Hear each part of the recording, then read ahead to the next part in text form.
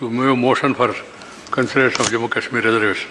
महोदय, मैं प्रस्ताव करता हूं कि जम्मू और कश्मीर आरक्षण अधिनियम 2004 का और संशोधन करने वाले विधेयक पर लोकसभा द्वारा राज्यसभा द्वारा पारित करने के लिए विचार किया जाए और विधेयक को पारित किया जाए। शुरू में आप कुछ कहना चाहते हैं? हाँ महोदय, मैं जो दो बिल लेकर आया हूं, दोनों बिलों के लिए संक्षिप्त में पहले बिल लाने के कारण और क्या परिस्थिति हुई कि सरकार को ये बिल लेकर आना पड़ा, वो सदन के सामने रखना चाहूँगा। महोदय, सबसे पहले मैं जम्मू कश्मीर आरक्षण अधिनियम 2004 में जो बिल 2004 में जो संशोधन लेकर मैं सदन के सामने आया हूं, उसके बारे में कहना चाहता हूं। उपसभापति महोदय, जम्मू कश्मीर आरक्षण बिल 2004 तथा उसके अंतर्गत बनाए गए नियमों के तहत सीधी भर्ती, प्रमोशन, प्रोफेशनल कोर्स और शिक्षा के अन्य कोर्स में 43% वर्टिकल आरक्षण का प्रावधान किया है। इसके अंदर अनुसूचित जातियां 8%, जनजातियां 10%, पिछड़े इलाकों में रहने वाले लोगों को 20%, कमजोर और निर्धन वर्गों के लोगों को 2% और वास्तविक नियंत्रण रेखा से लगे क्षेत्रों के लिए 3% रिजर्वेशन का प्रावधान है। अब जो 3% रिजर्वेशन LOC पर किया गया है, वो इंटरनेशनल बॉर्डर पर नहीं किया गया। महोदय, मैं इतना ही कहना चाहता हूं कि line of control, actual line of control और इंटरनेशनल बॉर्डर, तीनों क्षेत्रों में जो लोग रहते हैं, इनकी हार्डशिप एक समान है। तीनों की उस ओर पाकिस्तान है। पाकिस्तान की सेना बार बार संधि का भंग कर गोलीबारी करती है, सेल लगाती है और उसके कारण कई बार इन लोगों को, वहाँ के रहने वालों को बंकर के अंदर रहना पड़ता है। दिनों तक स्कूलें बंद हो जाती हैं और इसके कारण बच्चों की शिक्षा प्रभावित होती है। इंटेलिजेंस का लेवल ठीक होने के बावजूद अगर सातत्य नहीं रहता है शिक्षा में, तो उसके परिणाम पर इसकी असर पड़ती है। महोदय, LOC और LAC के लिए तो ये 3% आरक्षण का प्रावधान पहले से किया गया है, मगर इंटरनेशनल बॉर्डर जो जम्मू के 3 जिलों को छूती है, वहां पर एक प्रावधान नहीं किया गया। जम्मू कश्मीर के 3 जिलों के रहने वाले सभी लोगों को लगता था कि हमारे साथ अन्याय है, जम्मू और घाटी के लोगों के साथ भेदभाव किया गया है। ये भावना बहुत तीव्र थी। आजाद साहब जम्मू से ही आते हैं, उनको भी मालूम है। बहुत सारे लोग जो वहाँ की स्थिति को जानते हैं, उनको भी मालूम है और सदन के भी कई सदस्य वहाँ की परिस्थिति से जो परिचित है, वो सबको मालूम है कि अन्याय जो हो रहा है, इनकी भावना दिन प्रतिदिन तीव्र होती जा रही है। इसीलिए एक अध्यादेश लाकर ये सुधार किया गया कि जो इंटरनेशनल बॉर्डर पर भी लोग रहते हैं, इनके बच्चों को भी शिक्षा में और नौकरियों में, दोनों क्षेत्रों में 3% जो आरक्षण दिया है, इसमें समाहित किया जाए।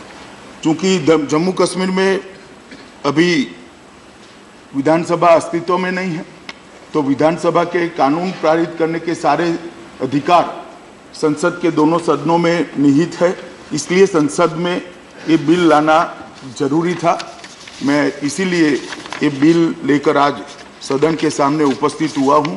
ये बिल के कारण महोदय, कठुआ जिले के 70 गांव, सांबा जिले के 133 गांव और जम्मू जिले के 232 गांव के बच्चों को इन सुविधा के अंदर समाहित किया जाएगा।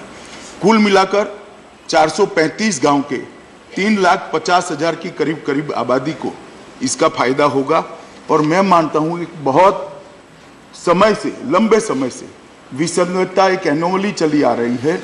आज ये सदन इस बिल को अपने आशीर्वाद दे दे तो ये विसंगतता का अंत आ जाएगा और वहाँ के बच्चों को भी अपनी शिक्षा को आगे बढ़ाने के लिए हम मदद कर पाएंगे। इसलिए मैं सदन के सभी सदस्यों को अनुरोध करता हूँ कि इस बिल का समर्थन करें और जो लंबे समय से 3 जिलों के बच्चों को अन्याय हो रहा है, इनको न्याय देने में हम मददरूप हों।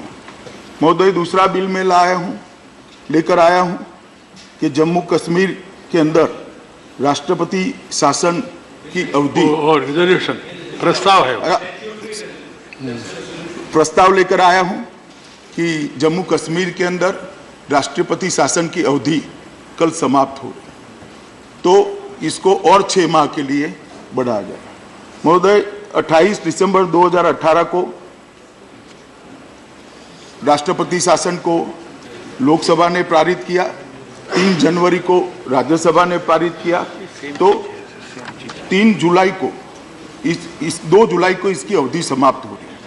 जहाँ तक राष्ट्रपति की शासन का सवाल है महोदय, 20 जून 2018 को पीडीपी सरकार जो चल रही थी उसके पास समर्थन नहीं रहा और इसके कारण इसके बाद और कोई पार्टियां भी सरकार बनाने के लिए वहाँ के राज्यपाल महोदय के सामने नहीं आई थी।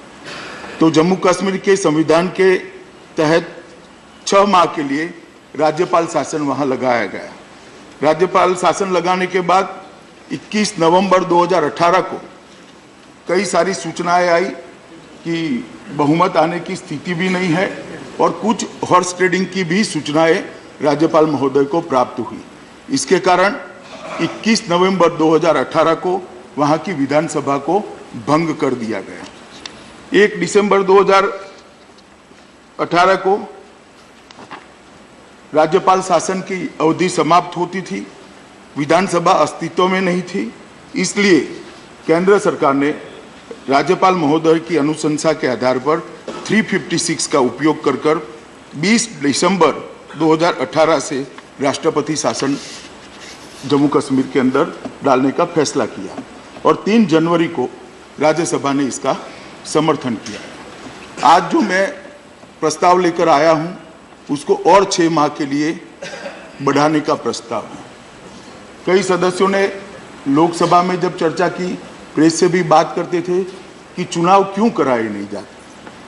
महोदय, मैं कहना चाहता हूं कि चुनाव आयोग ने जम्मू कश्मीर प्रशासन, भारत सरकार और सभी दलों से बात कर और जम्मू कश्मीर की अभी की स्थिति और कुछ वहाँ के रिलीजियस कार्यक्रम और त्यौहार जो है उसको संज्ञान में लेकर, सुरक्षा की स्थिति को संज्ञान में लेकर ये निर्णय किया कि इस साल के अंत में चुनाव आयोग चुनाव कराना चाहता है। जब चुनाव आयोग इस साल के अंत में चुनाव कराना चाहता है तो राष्ट्रपति शासन को की अवधि को बढ़ाने के लिए अलावा सरकार के पास और कोई विकल्प रहता नहीं है। इसलिए मैं ये संकल्प लेकर आज उपस्थित हुआ हूं। 7 मई से 4 जून तक रमजान का माह था। 3 जून से 15 अगस्त तक अमरनाथ यात्रा चलने वाली है और गुर्जर बकरवाल भाई जो वहाँ की आबादी में करीब 10% का हिस्सा रखते हैं, वो पहाड़ियों पर अभी जाते हैं और लगभग अक्टूबर के आसपास ही पहाड़ियों पर से नीचे आकर अपने मताधिकार का उपयोग कर पाए ऐसी स्थिति में आते हैं। तो कई दशकों से अक्टूबर के पहले जम्मू कश्मीर के अंदर चुनाव नहीं कराया गया है। ये सारी स्थितियों को ध्यान में रखकर चुनाव नहीं कराने का फैसला चुनाव आयोग ने लिया है, सबके साथ चर्चा कर लिया है। इसलिए महोदय, आज सरकार के पास और कोई विकल्प नहीं है। ये राष्ट्रपति शासन को 6 माह तक और बढ़ाने के लिए, और मैं मानता हूं सदन भी ये जो परिस्थिति जन्य सरकमटेंसेस है, परिस्थिति से खड़े हुई जो स्थिति है, उसको सदन अच्छे तरीके से समझेगा और राष्ट्रपति शासन के बढ़ाने के प्रस्ताव को भी अपना अनुमोदन देगा। मोशन मूड कि statutory resolution seeking extension of president rule in Jammu and Kashmir, moved by the Home Minister. Statutory resolution disapproving the Jammu and Kashmir Reservation Amendment Ordinance, moved by Sri D. Raja and others, and the bill moved by the Home Minister is now open for discussion. मित्रों, आप सबको मालूम है, हमने तय किया ये दोनों मिला के एक साथ चर्चा करना उपयुक्त होगा, इसलिए इसके लिए समय दे चुका है। कुल मिला के 5 घंटे 5 घंटे अपना पार्टी के बल के अनुसार सब पॉलिटिकल पार्टीज के बीच में बांटा है। उस हिसाब से हर एक पार्टी को अवगत कराया, उनके पास कितना समय है उसको ध्यान में रख के अपना स्पीकर्स को नॉमिनेट करते समय किसको कितना समय देना आप लोग ही तय करें, नहीं तो अन्यथा यहाँ से फिर ये करना पड़ेगा। और मैं चाहता हूँ सब लोग समय को सदुपयोग करके अपना अपना जो भी इसके ऊपर व्याख्या है व्याख्या करे, बिल को समर्थन करे, बिल को विरोध करे। ये आप लोगों का चॉइस है, हमको कुछ लेना देना नहीं।